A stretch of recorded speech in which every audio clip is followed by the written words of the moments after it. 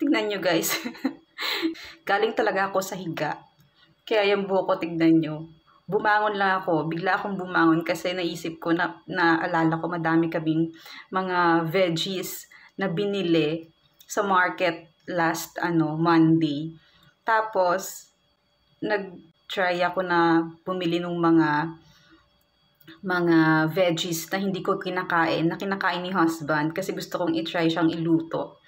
Tapos hindi ko alam kung paano siya lutuin kasi hindi ko alam yung mga pangalan niya at parang hindi ko pa siya nakikita in my life.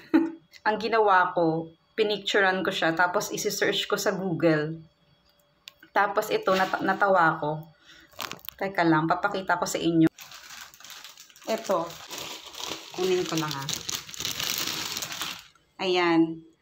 Hindi ko kasi alam kung anong veggies to. So, ang ginawa ko, pipicture tapos Google. Tapos nakalagay sa kanya, Malabar spinach. Tapos nag-search ako sa YouTube kung paano lutuin. Alam niyo ba? Lumabas doon alugbati. Alugbati lang pala to.